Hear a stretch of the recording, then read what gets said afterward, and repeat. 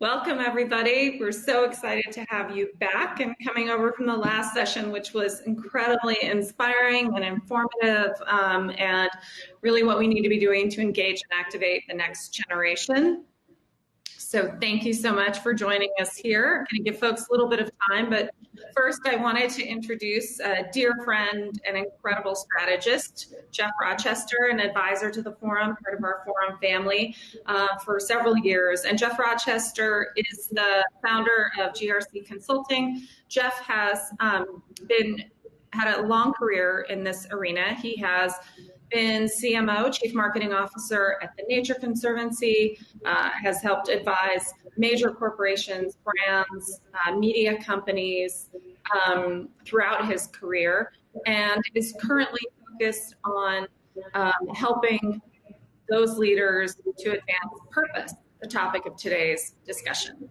And so with that, I'm going to hand it off to Geof to introduce and run the discussion. Really exciting group of people who are talking about capital and business and how do we align with purpose and rebalancing our relationship with nature. Welcome. So thank you, Amy. Thank you to all of you. I'm going to give it a 1-minute preamble. And when I look at this entire issue, what comes to mind for me is a study that Edelman did every year, Edelman, the PR firm, where they look at trust and relative trust between the private sector and nonprofit and the trust in government and media, those four sectors. And what the data says over time has been trending this way over the past 7 years around the world is that increasingly our society is looking for leadership from the private sector and nonprofits, and the level of trust in the media and the government has gone down. So the context for this conversation is exactly that. What should be the expectations from the private sector? What should be the expectations from private capital with regards to things like social purpose and corporate social responsibility? We have 3 wonderful guests. I'll ask each of them to introduce themselves and talk about what they're focused on. So we have Sarah, we have Eamonn, good friend, and we have Leah, new friend. So Sarah, why don't you start us off, and we'll go in that order. Sarah, then Eamonn, then Leah. Okay, great. I'm Sarah Cohen, and I work at Social Impact Capital. We're a venture capital firm, and we focus on very, very early stage startups that are social impact, but we also think can grow very rapidly into, large billion-dollar companies. So I like to describe us as sort of the seed of the entire tree of finance.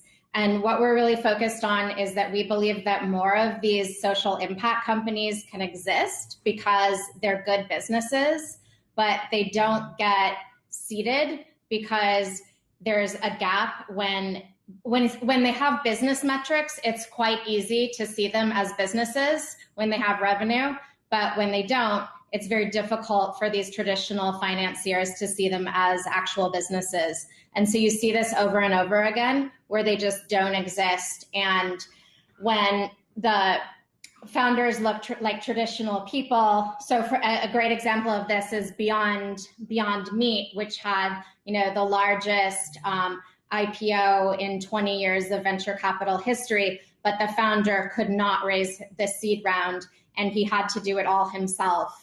Basically from friends and family. So if you're lucky enough to have friends and family, then these companies exist. And just 2 years later, he was able to have enough business metrics to have Kleiner Perkins then come in the round. But there are all of these missing companies from the people that aren't able to, have the friends and family and raise the seed round. So that's what we do. And we've just done that over and over again. And we have a 91% rate at our firm of our companies then being led by top-tier Silicon Valley venture capitalists, and our sort of philanthropic missions then getting funded in later rounds by commercial capital. Thank you for that, Sarah. And Eamonn?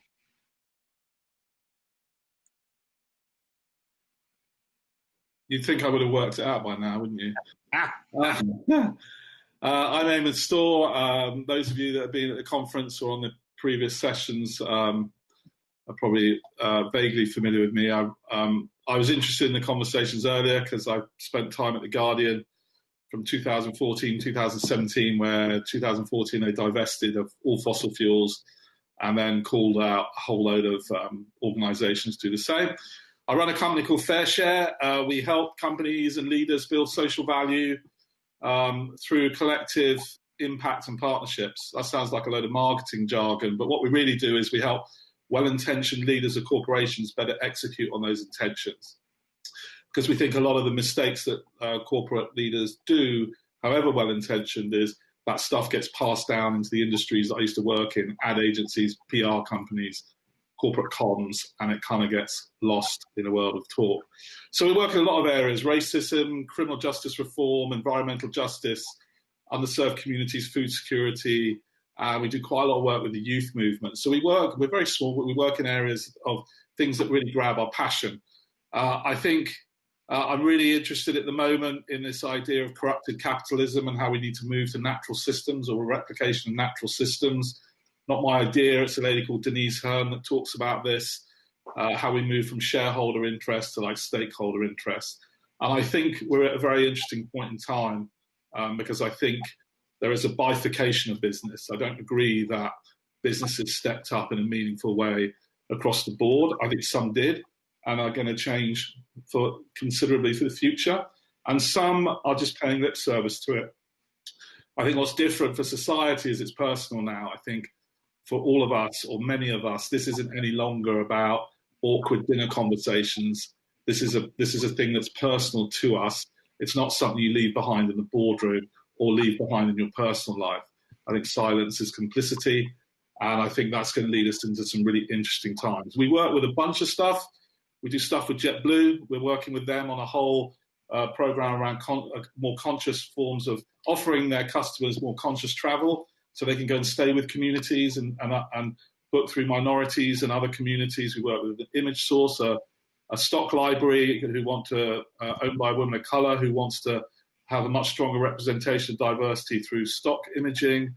Upfield is a vegan partner. But what I'm really interested in is, as entrepreneurs, we naturally look at times like this as opportunities.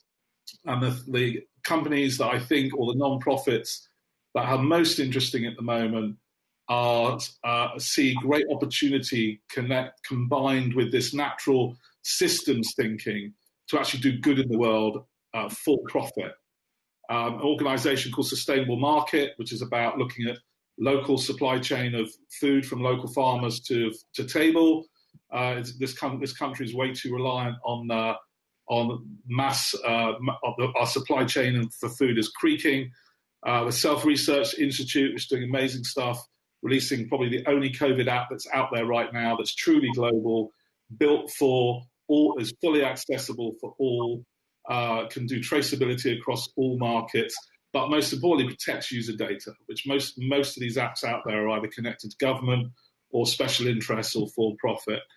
And I'm super engaged in and interested in working with the youth movement. Civics Unplugged, what they're doing is fascinating. How the kids will lead us out of much of the mess we're in. One for Democracy has raised nearly $100 million over the last, not even, I think, 3 months in terms of getting focusing on getting minorities across the country to vote in critically important regions and states. Was that 5 minutes? Hopefully that wasn't too long. That was terrific. And just as an aside, Amy, I know you did youth a year ago, but doing a youth drill down may be something you consider. Just kind of a refresh in terms of where the youth movement is across social purpose, from the Marjorie Stoneman Douglas kids to the Sunrise Movement, et cetera. Great idea. And Leah, why don't you tell us what you're up to? Hi, thank you so much for having me today. Amy and Geof, I really appreciate the time. I'm the lead campaigner at an organization called the B Team, which is an extraordinary group of global business and civil society leaders that have come together to drive the world towards a more inclusive economy by 2030. As the lead campaigner, my job is to work with the B Team leaders to co-create their shared positions and to deploy their voices in the most effective ways in service of our mission. which kind of can include a range of things from behind the scenes advocacy, peer-to-peer outreach, all the way to media, public comments, and speaking engagements. This group of leaders, I think, is up to something really special. They have identified that the systems that enrich them, that got them to their positions of power, are systems that serve too few. And the economy right now is serving too few. And I think we're experiencing a moment of great dislocation. And this is a choice point for all of us, the B team leaders, everyone in this conversation, to either continue to kind of stitch together the systems that have that we've led to this point, or to radically rethink what's needed and to really drive towards systems change. And in the lead up to this session, Geof started to ask us a question around how radical do you need to get? So just to pull this forward, I think that this is the moment when we can actually drive full-scale systems change, because right now, in every country in the world, every individual on this planet is reassessing their priorities. Do I send my child to school? Do I keep them home? What is the economic system that will either perpetrate what we've had, where very few people, 25 men have all of the wealth of every single woman in Africa combined? Do we keep perpetrating that system? Or do we choose a different system, a better system, one that really drives towards that systems change?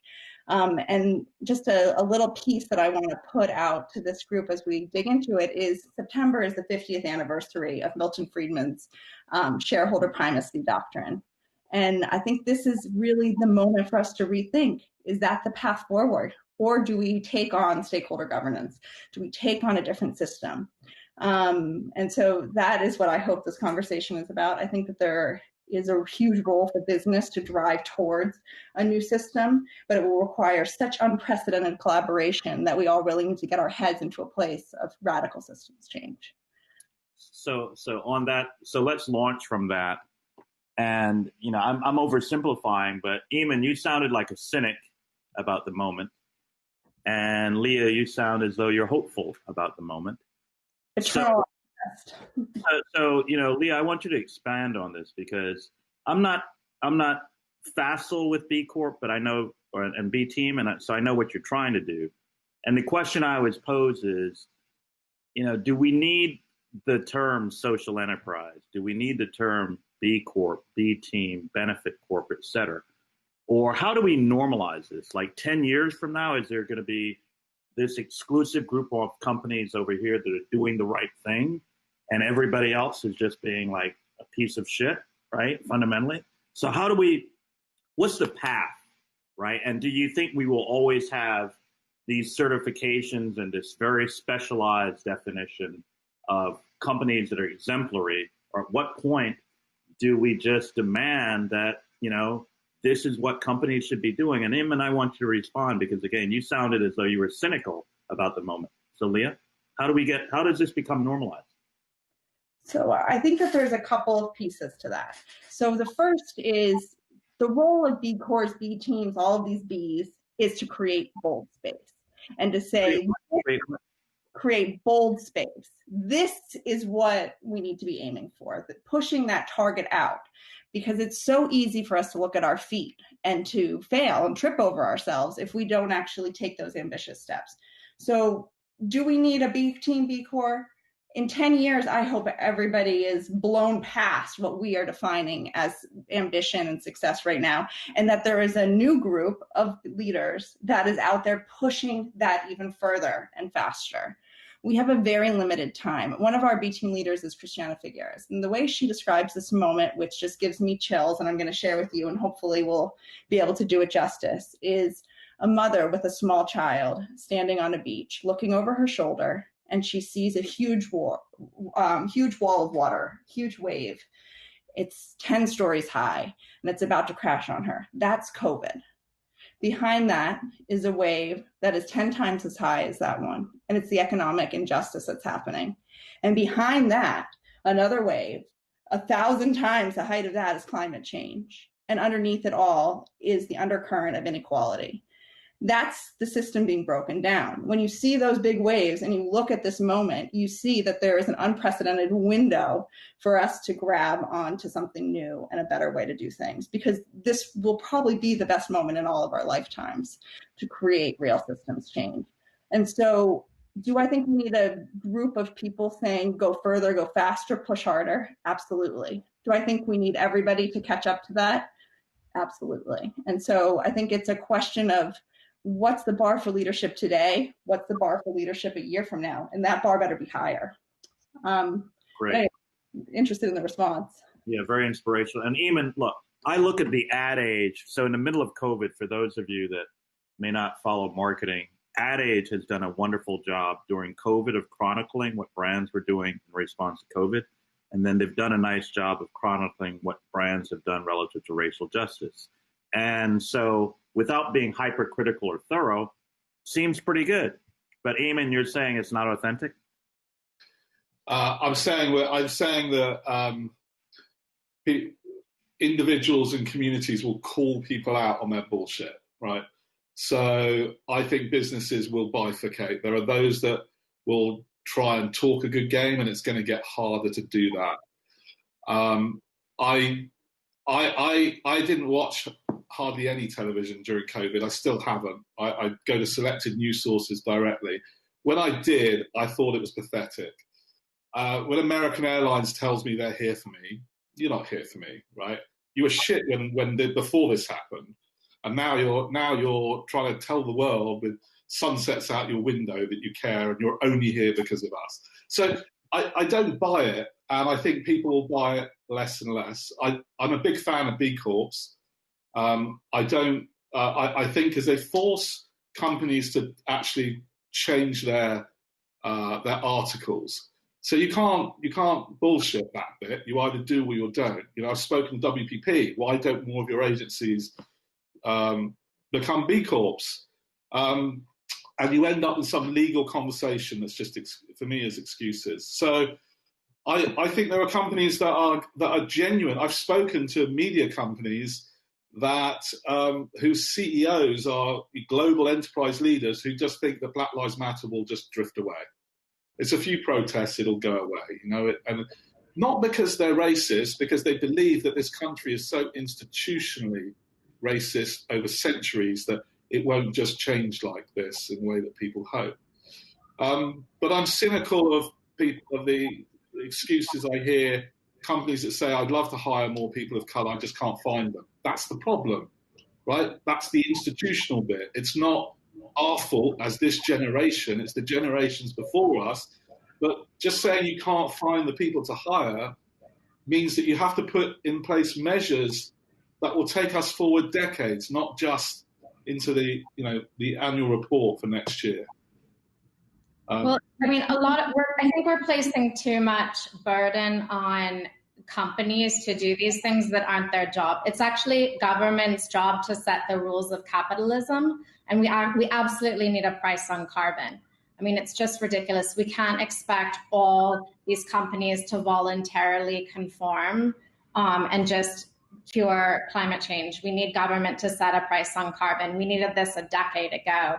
And we need, government to educate our children so there is a broad base of, very educated workers that we can hire. So the government has really fallen down, and we haven't demanded that government make this change. And I think that we're placing too much of that now on corporations because we can't make government act. But let me push back a little bit, Sarah, because and that to me is the insight of the Edelman study. I think consumers around the world have not quite given up, but I'd much prefer to bet on, and these may be the wrong companies, but I'd much prefer to bet on a Google, an Amazon, a Walmart, and their ability to get something done than I'm willing to bet on the state of New York or the federal government to get something done. I get excited when companies use their powers for good, right? Eamonn and I follow marketing. The top 5 marketing companies in the world spend a collective $50 billion. That's a lot of muscle to do good with. So as an extension of this, Sarah, talk about, I don't do finance. I have a lot of friends in finance. They're all terribly dismayed with BlackRock and Jamie Dimon. They all say the right things. And I know people that are in the bowels of these organizations, and they say, Geof, we're not getting it done. From your perspective, are BlackRock and JP Morgan really leading, or is it more rhetoric? BlackRock just demanded, it was in the papers a few weeks ago, BlackRock just demanded climate action from about 50 companies. So I thought that was pretty impressive. And BlackRock also is demanding carbon reporting from all of its portfolio companies, that from Schneider Electric, and they actually collect it all. We have a competing portfolio company called EmitWise. Yep. That does it. So, I mean, I think BlackRock is actually not terrible. Okay. Because they kind of have a lot of market power, but I just don't see it getting done unless, I just don't think it can get done without government. It'll be very piecemeal, and it will take a long time, and we will, we're just asking the wrong people to do this. So, I mean, clearly in the U.S., there's a challenge with government. So I don't even know how to ask you how we solve this through government, quite frankly. And then why don't you talk, Eamon talked about racial injustice. Why don't you talk a little bit about your company's perspective on diversity and inclusion with regards to impact capital and financial markets? Well, we've deployed about 64% of our capital to diverse founders, which is really unusual.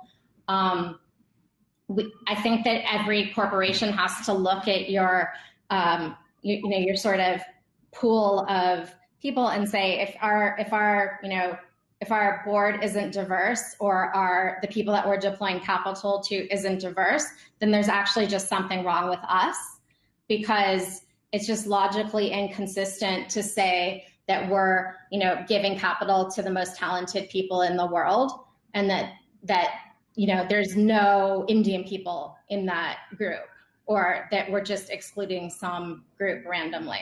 So to me, it's just, if you want to be the best, if you're creating the best corporation or the most talented group of people, which is what every corporation needs to do, then it's a natural part of that.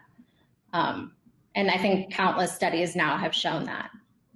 Are you guys familiar, and apologies because I don't know the details, but California has a law with regards to board composition, right? Yeah. So are any other states adopting that, or are they a loner in that perspective? Does anybody know? They're a loner, but honestly, it changes the behavior of every single company. Yeah. Because they all have to, when they go public, they all have to abide by that. So it's great. Yeah, no, I think that's fabulous. My personal perspective on the George Floyd moment, I've told a lot of companies that I think it's fine to write a check to Black Lives Matter. But what aside from like self-reflection and looking at race and gender composition in their leadership of the board, the area that I don't hear enough people talking about as a fulcrum for change is procurement and purchasing, right? So I've been on a tear recently. This is something, we're used to like auto manufacturers on the supply chain and diversity of vendors. I've never or rarely heard this conversation with regards to marketing resources. So when we look at Samsung, Nike, Unilever, Procter, in their marketing side, right? Agencies, all of that, I think one of the lightest lifts for the private sector with regards to racial injustice is standing up women and minority-owned businesses in their purchasing, right? I mean, again, you can write a check to a nonprofit, but if you hire a Black-owned ad agency, media company, social media company, fill in the blank, that stays in the P&L for years, as long as they're doing a good job. So any comment, any reaction to that? I just 100% agree with you. And it's happened in finance, like Bill Ackman hired he hired 20% minority owned investment banks, and that was, quite a big deal. And you're starting to see movements towards that. I think it's really important. And Leah, who outside of B Corp, who do you think is an example of that? Like, who's on the trajectory without having to be classified as a B Corp in your mind? And I'm tired of people talking about Unilever and Ben and Jerry's. So give me another name. Well, Unilever owns Ben and Jerry's, so That's even worse. I think, well, they have just restructured their entire governance structure, but Danone and Emmanuel Faber are at the cutting edge.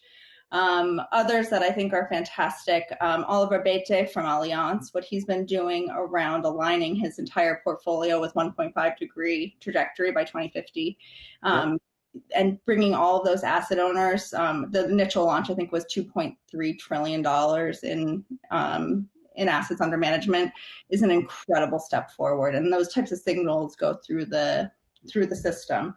Just 2 points on what you were saying before. One, I totally agree with Sarah about the role of business, but I think that the role of government, but I think that business and finance create an ambition loop with the public sector to be able to drive the greater ambition. And so you need those businesses and you need those investors to be pushing on the bounds of what's possible so that they can feed back into the policymakers what's necessary to drive real systems change. And so I would just encourage all of us to realize that each leg of that stool needs to move forward if we're going to get where we're trying to go. And then the other piece around diversity, I think you have to change who is in charge to change how they lead. And so getting diverse leadership teams, getting diverse boards, really being intentional about that is absolutely critical for us to create businesses that are more of a force for good. So I would also just, for those of you that are working with business in here, take the time to do quotas for your board, quotas for your leadership team, source that talent, drive it through your procurement, and that's actually going to lead to better decision-making going forward. Great. So we're at the end of our hour. I wanted to thank Sarah and Eamonn and Leah one more time. And Amy, thanks for the invitation. I adore these conferences because they tend to be more real than a lot of the others. They're more intimate, and I thank you all for being playing today. Thank you so much to all of you, and I wish we had more time. It feels like with every session, I know there's more to be said, and I bet Eamon was chomping at the bit there at the end. But thank you. We'll have a wrap-up session where Geof and Eamon at least will be back with us at the very end of the day, I hope. And so we'll hear a bit more from them about our takeaways and action items. Leah, Sarah, thank you. It was wonderful to have you. Welcome to Sun Valley Forum. I know it's your first time, but we would love to have you guys with us in the future. Take care, everyone. Thank you. And join us in the next session, Local to Global Models for Regenerative Restoration. Thank you.